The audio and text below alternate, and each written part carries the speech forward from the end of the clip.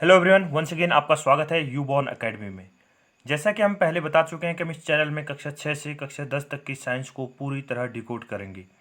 Class 9th के अंतर्गत science का सेकंड चैप्टर चल रहा है जिसका नाम है is matter around us pure, क्या हमारे आसपास की पदार्थ शुद्ध हैं। यहाँ पर हम जो ऑर्गेनिक कंपाउंड्स हैं या जो भी इम्प्योर कंपाउंड्स हैं उनको हम सेपरेट कैसे उनको प्योर फॉर्म में सेपरेट कर सकते हैं, तो उनके डिफरेंट मेथड को डिस्कस कर चुके हैं। आज की इस वीडियो में हमारे पास जो कॉपर सल्फेट है, कॉपर सल्फेट से उसके क्रिस्टल को हम कैसे प्योर फॉर्म में ला सकते हैं तो उसके बारे में डिस्कस करेंगे। यानी क्रिस्टलाइजेशन जो प्रोसेस है वो क्रिस्टलाइजेशन प्रोसेस को यहाँ पर डिस्कस किया जाएगा।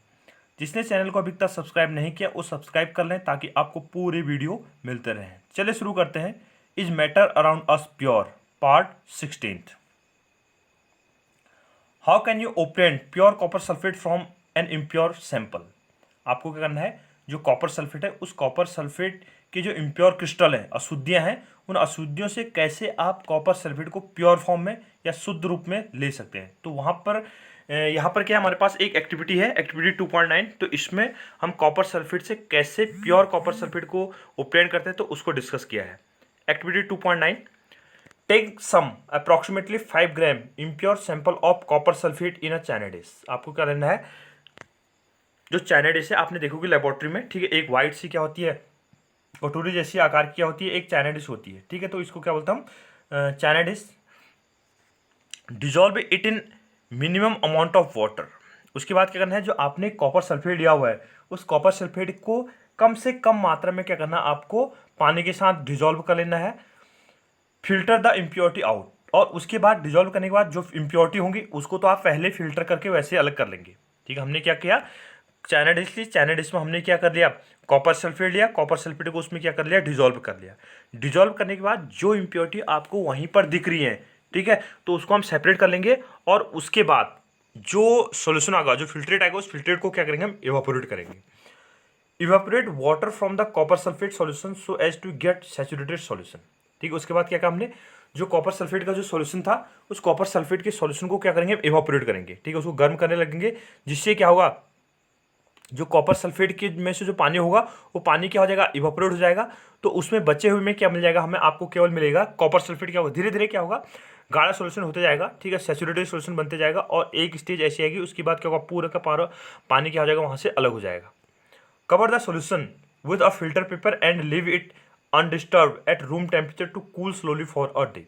उसके बाद जब सैचुरेटेड सॉल्यूशन बन जाए, कुछ संतृप्त विलयन बन जाएगा, तो उसको आपको क्या कर देना है, बिना डिस्टर्ब किए हुए, ठीक है, उसको डिस्टर्ब नहीं करना है और उसको कमरे में रख देना है, या लेबोरेटरी में आप उसको रख सकते हैं, ठीक है। जिससे क्या होगा, उसमें जो क्रिस्टल होंगे, कॉपर सल्फेट के जो क्रिस्टल होंगे वो क्या होंगे, धीरे धीरे कूल होने के बाद क्या होंगे, सॉलिड फॉर्म में क्या होंगे, अलग होंगे। You will open the crystal of copper sulphate in the China dish, ठीक है। उसके बाद जैसे मैंने बताया कि आप क्या करेंगे, वहां पर जो चाइना डिश है उस चाइना डिश में क्या करेंगे, कॉपर सल्फेट के क्रिस्टल आपको मिलेंगे। This process is called crystallisation. इस प्रक्रिया को क्या बोलते हैं हम, क्रिस्टलाइजेशन या क्रिस्टलीकरण की प्रक्रिया कहते हैं, ठीक है। This process called crystallisation. यानी हमने करना क्या है, जिस भी कंपाउंड को हमें क्रिस्टल फॉर्म में लाना है तो उसको क्या करिए, हमने सॉल्यूशन बना लेंगे उसका, ठीक है, वाटर में के सॉल्वेंट के साथ या सुटेबल जो सॉल्वेंट है उसमें क्या करेंगे, उसका सॉल्यूशन तैयार कर लेंगे। सॉल्यूशन तैयार करने के बाद उसको हम फिल्टर कर सकते हैं। तो जो हमें इम्प्योरिटी दिखी देंगी पहले स्टेप पे, तो वो वहीं पर अलग हो जाएंगी।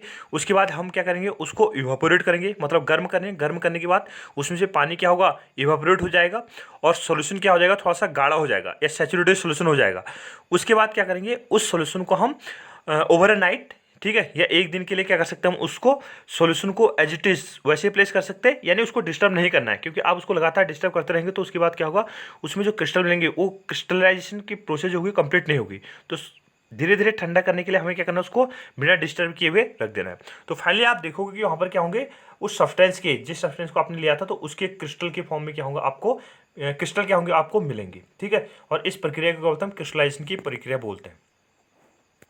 नाउ आंसर, आपके लिए यहाँ पर कुछ क्वेश्चन पूछे गए। What do you observe in the China dish, ठीक है, जो चाइना डिश है, ठीक है, चाइना डिश में आप क्या देखते हैं या उसमें आप क्या अवलोकन करते हैं, ऑब्जर्व करते हैं, ठीक है। ऑब्जर्वेशन का मतलब क्या होता है, अवलोकन। तो आपने उसमें क्या अवलोकन किया, उसमें कोई आपको रेसिड्यू मिला नहीं मिला, या कोई क्रिस्टल मिले या नहीं मिले, ठीक है, पानी मिला या क्रिस्टल में कॉपर सल्फेट मिले या अन्य कोई पदार्थ मिल रहा है, तो ये जनरल आपका ऑब्जर्वेशन होगा। Do the crystal look like क्या क्रिस्टल जो थे वो सभी एक समान दिखाई देते हैं? यानी जैसे हमने कहा कि वहाँ पर क्या था, कॉपर सल्फेट के क्रिस्टल मिले थे, तो कॉपर सल्फेट के जो क्रिस्टल मिले हुए हैं वो क्रिस्टल भी सब एक रूपता है उनमें, या कोई बड़े क्रिस्टल या छोटे क्रिस्टल के रूप में होते हैं या नहीं होते हैं? तो आपने देखा होगा कि यहाँ पर क्या होगा, जो क्रिस्टल होंगे वो हमें अलग अलग रूप में मिलेंगे, कुछ क्रिस्टल हमें बड़े मिलेंगे, कुछ क्रिस्टल हमें छोटे मिलेंगे। तो ये एक्सपेरिमेंट हमने लेबोरेटरी में किया हुआ है। तो यहाँ पर क्या होता है, हमें अलग अलग साइज के क्या मिलते हैं, क्रिस्टल मिलते हैं। How you separate the crystal from the liquid in the china dish. ठीक है, जो आपके पास क्या है चैनी डिश, उस चैनी डिश में जो लिक्विड रखा गया है, ठीक है, उसमें से जो क्रिस्टल है उन क्रिस्टल को आप कैसे सेपरेट करेंगे, ठीक है, उनको पृथक कैसे करेंगे। तो ये क्या था, आपके पास टेक्निक था। ठीक है, उसके बाद क्या करते हैं, हम उसको डिकेंट कर लेते हैं, छान लेते हैं। उसके बाद क्या होगा, जो क्रिस्टल होंगे उसको हम फिल्टर पेपर में क्या करते हैं, थोड़ा सा फिल्टर पेपर में रख लेंगे, ताकि मॉइस्चर क्या हो जाएगा, एब्जॉर्ब हो जाएगा। तो आपको क्या मिलेंगे, क्रिस्टल क्या होंगे, प्योर रूप में मिलेंगे। ठीक है, तो शाइनिंग करते हुए आपको कॉपर सल्फेट के क्रिस्टल दिखाई देंगे। The crystallization method is used to purify solids. For example, the salts we get from sea water can have many impurity in it. ठीक है, यानी जो क्रिस्टलीकरण की जो विधि है, क्रिस्टलाइजेशन की जो प्रोसेस है, इससे क्या करते हैं हम, जो सॉलिड सब्सटेंसेज होते हैं, ठीक है, उनको प्योर फॉर्म में क्या कर सकते हैं, हम अलग कर सकते हैं। ठीक है, यानी जो हमारे पास क्या होगा, सॉलिड सब्सटेंस होगा, ठीक है, ठोस अवस्था में जो पदार्थ होगा उसको हम क्या कर सकते हैं, इस विधि से अलग कर सकते हैं। For example, the salt we get from sea water can have many impurity in it. ठीक है, हमारे पास क्या होता है, जो सॉल्ट वाटर, समुद्र से हम सॉल्ट वाटर लेते हैं, तो उसमें क्या होगा, खारा पानी जो होगा समुद्र का, तो उसमें बहुत सारी इम्प्योरिटीज होते हैं। तो उसमें भी इसी मेथड का यूज़ करने के बाद क्या होगा, हमें सोडियम क्लोराइड के क्रिस्टल मिल सकते हैं सॉलिड फॉर्म में। ठीक है, और प्योर फॉर्म में हमें मिल सकते हैं। To remove these impurities the process of crystallisation is used. ठीक है, इसमें से जो भी इम्प्योरिटीज होंगी उनको अलग करने की जो प्रक्रिया है उसे क्या बोलते हैं, क्रिस्टलाइजेशन, और इस प्रक्रिया का उपयोग हम वहाँ पर कर सकते हैं। Crystallization is a process that separate a pure solid in the form of its crystal form or solution। ठीक है, हमारे पास क्या होगा, जो क्रिस्टलीकरण की जो विधि है, ठीक है, इससे क्या होगा, हमारे पास जो क्रिस्टल होंगे वो क्या होंगे, सॉलिड रूप में, ठोस रूप में क्या होंगे, जो सॉल्यूशन होगा उस सॉल्यूशन से क्या कर सकते हैं, उसको अलग कर सकते हैं। ठीक है, बिलियन से क्या होंगे, जो क्रिस्टल होंगे उसको क्या कर सकते हैं, हम आसानी से अलग कर लेंगे, और हमें क्या मिलेगा, प्योर क्या मिलेगा, वहाँ पर सब्सटेंस मिलेगा। ठीक है, शुद्ध रूप में क्या होगा, हमें सब्सटेंस वहाँ पर ओप्टेन होगा। Crystallisation technique. Crystallisation technique is better than simple evaporation technique as. ठीक है, हमारे पास क्या है, जो क्रिस्टलाइजेशन की जो टेक्निक होगी वो जो सिंपल इवापोरेशन है, ठीक है, साधारण क्या होगा, जो हमारे पास इवापोरेशन होगा उससे क्या है, बेटर टेक्निक है। ठीक है, हमारे पास क्या कह रहे हैं हम, जो क्रिस्टलाइजेशन टेक्निक हुई is better than simple evaporation technique as. हमारे पास क्या होगा, जो क्रिस्टलाइजेशन की टेक्निक है, क्रिस्टलीकरण की जो प्रक्रिया है, वो हमारे पास सिंपल जो वाष्पीकरण है उससे कैसे अच्छा है। तो उसके बारे में हम कुछ जनरल पॉइंट्स यहाँ पर डिस्कस कर रहे हैं। सम सॉलिड्स डिकम्पोज और some like sugar may get charred on heating to dryness. हमारे पास क्या होते हैं, कुछ सब्सटेंसेज ऐसे होते हैं जो क्या होते हैं, उनके मतलब हमने कहा ना कि हमारे पास क्या करना है, जो इवेपोरेट करेंगे हम, तो वहाँ उस टेम्परेचर तक पहुँचने के से पहले ही वो सब्सटेंस क्या हो जाता है, डिकम्पोज हो जाता है। हमारे पास क्या कह रहे हैं हम, जैसे कुछ पेट्रोलियम के प्रोडक्ट होते हैं, ठीक, ग्लिसरॉल, या फिर हमारे पास क्या होते हैं, इस टाइप के जो प्रोडक्ट होते हैं क्रूड वाले जो होंगे, तो उनको क्या करता है हम, उनके जो बॉइलिंग पॉइंट होगा, उनके बॉइलिंग पॉइंट तक हम पहले नहीं पहुंच पाएंगे, उससे पहले ही क्या हो जाएगा, जो सब्सटेंस होगा डिकम्पोज हो जाएगा। और सब्सटेंस ही डिकम्पोज हो गया तो हमारे पास उस सब्सटेंस के प्योर क्रिस्टल तो नहीं मिल सकते ना। जैसे हमारे पास क्या, मैं कह रहा हूँ, जैसे हमारे पास क्या थे, ए बी हमारे पास क्या है, कोई एक सब्सटेंस है, ठीक है, इसमें से हमें प्योर इस ए बी में क्या है, कुछ इम्प्योरिटी है, इससे क्या करना, हमें इसको प्योर रूप में लाना है, शुद्ध रूप में लाना है। अगर हम इस पर सिंपल इवापोरेशन टेक्निक अप्लाई करते हैं तो मान लो कि ये सब्सटेंस जो था, इसके बॉइलिंग पॉइंट कितना था, 100 डिग्री सेल्सियस था मान लो इसका, ठीक है, इसका बॉइलिंग पॉइंट कितना था, 100 डिग्री सेल्सियस। तो इस टेम्परेचर पर जाने से पहले ही क्या हो जाएगा, ये सब्सटेंस ए बी जो सब्सटेंस हुआ किस में डिकम्पोज हो जाएगा, ए प्लस बी में क्या हो गया, डिकम्पोज हो गया। ठीक है, हम 100 डिग्री टेम्परेचर तक नहीं पहुंचे थे, लेकिन उससे पहले ही क्या हो गया, जो ए बी जो कंपोनेंट था, वो जो इसके कंस्टिट्यूएंट पार्टिकल थे उसमें क्या हो गया, डिकम्पोज हो गया, ए प्लस बी क्या हो गया, यहाँ से अलग हो गया। अब हमें चाहिए क्या, ए बी का शुद्ध रूप चाहिए था, लेकिन अब हमें मिल क्या गया, ए और बी क्या हो गया, अलग अलग रूप मिल गया। तो ये हमारा एम ही था ना। तो इस तरह की टेक्निक में क्या करता हम, जो क्रिस्टलाइजेशन टेक्निक होगी उसका यूज किया जा सकता है। समझ गए होंगे आई थिंक आप। जैसे शुगर है, तो शुगर में क्या होता है, शुगर को हम क्या करते हैं, हीट करते हैं, तो ये क्या होता है, चेयरिंग की प्रोसेस होती है, ठीक है, इसमें से क्या होता है, ये कार्बन के रूप में क्या हो जाता है, अलग हो जाता है। ठीक है, तो ये क्या होगा, ड्राइनेस तक क्या होता है, ये हीट नहीं हो पाता। तो इस टाइप की जो टेक्निक होगी उनके लिए क्या होता है हमारे पास, क्रिस्टलाइजेशन टेक्निक क्या है, बेटर है। सम इम्प्योरिटी में remain dissolved in the solution even after filtration on evaporation these contaminate the solids। ठीक है, हमारे पास क्या होता है, कुछ पदार्थ क्या होते हैं छानने के पश्चात भी क्या होते हैं जो अशुद्ध होता है, ठीक है, उसमें क्या होता है जो इम्प्योरिटी है, ठीक है, वो जो सॉल्वेंट होगा उसमें क्या हो जाते हैं, डिजोल्व रहते हैं। ठीक है, विलेय पदार्थ को ब्लैक में घुलने पर क्या होते हैं, विलेय में से कुछ अशुद्धियां रह सकती हैं, जबकि जो हमारे पास क्या होगा, वाष्पीकरण होने पर ये अशुद्धियां क्या हो जाती है, ठोस को क्या कर सकते हैं, दूषित कर सकती हैं, ठोस को क्या कर सकते हैं, कॉन्टामिनेटेड कर सकती हैं। ठीक है, तो ये हमारे पास टेक्निक है। नेक्स्ट इसकी क्या है, कुछ हमारे पास एप्लीकेशन है, यानी जो क्रिस्टलाइजेशन टेक्निक है उसकी क्या क्या एप्लीकेशन है, तो उसको डिस्कस कर रहे हैं। Purification of salt that we get from sea water. हम क्या करते हैं, जो समुद्री पानी है, जो समुद्री जल है, ठीक है, तो उससे नमक को क्या कर सकते हैं, हम शुद्ध रूप में ला सकते हैं। Purification of salt that we get from sea water.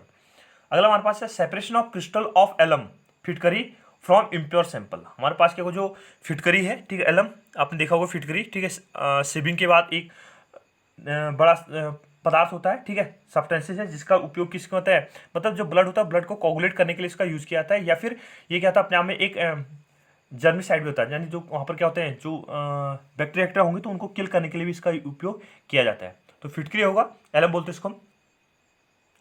तो फिटकरी को उसकी जो इम्प्योरिटीज हैं उसे सेपरेट करने के लिए भी क्या होता है, इस टेक्निक का उपयोग किया जाता है। तो दो एप्लीकेशन देखिए हमने, सी वाटर को प्योर करने के लिए, और जो फिटकरी है या इस तरह के जो अन्य पदार्थ होंगे उनको भी हम सेपरेट करने के लिए इस टेक्निक का उपयोग कर सकते हैं। Thus, by choosing one of the above method according to the nature of the components of a mixture, we get a pure substance. With advancement in technology, many more methods of separation techniques have been devised। ठीक है, हमारे पास क्या होगा, जो विभिन्न प्रकार की तकनीकी देखी, हमने क्या क्या देखा, क्रिस्टलाइजेशन देखा, ठीक है, सब्लिमेशन की प्रोसेस देखी, सेपरेटिंग फनल का उपयोग करते हुए देखा, फ्रैक्शनल डिस्टिलेशन देखा, क्रिस्टलाइजेशन की जो टेक्निक थी उसको देखा। तो यहाँ पर क्या था, हमारे पास डिफरेंट मेथड है, ठीक है, हमारे पास क्या है, डिफरेंट अलग अलग टाइप की क्या है मेथड है। तो उसमें किस तरह की जो इम्प्योरिटी है उसके हिसाब से हम सुटेबल मेथड लगाएंगे, और क्या करेंगे, हमारे पास जो सब्सटेंस होगा उसको हम प्योर फॉर्म में ला सकते हैं। ठीक है, ये क्या था हमारे पास। इसके अलावा जो हमारे पास हायर क्लासेज आएंगे तो वहाँ पर आप इससे भी ज़्यादा कुछ एडवांस टेक्निक को क्या करेंगे, वहाँ पर डिस्कस करेंगे। In cities drinking water is supplied from water workers.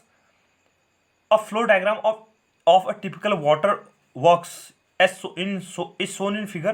From this figure, write down the process involved to get the supply of drinking water to your home from the water works and discuss in the class। ठीक है, आपके पास क्या है, आपने देखा होगा कि घरों में क्या होता है, जब पानी आता है तो पानी को भी क्या किया जाता है, शुद्ध रूप में लाया जाता है। पानी को क्या करता है, हम शुद्ध रूप में लाते हैं। तो यहाँ पर क्या हमारे पास जो वाटर के बड़े बड़े क्या होते हैं, टैंक लगे होते हैं, तो वहाँ पर क्या होता है, वाटर को प्यूरिफाई करके आगे भेजा जाता है। ठीक है, जो जलघर होते हैं, वाटर वर्क्स होते हैं, तो वहाँ पर क्या हुआ, जो जलघर होंगे तो वहाँ पर वाटर को क्या कहते हैं, प्यूरिफाई किया जाता है, और उसके बाद जो जल होता है उसको शुद्ध रूप में, वाटर को शुद्ध रूप में क्या होगा, आपके घर तक प्योर फॉर्म में आपके घर तक पहुंचा दिया जाता है। तो इसके पीछे क्या है, बहुत ज़्यादा प्रोसेस है कि कैसे वहाँ पर अलग अलग चैम्बर लगे रहते हैं, तो उन अलग अलग चैम्बर में क्या करते हैं, वाटर को सप्लाई किया जाता है।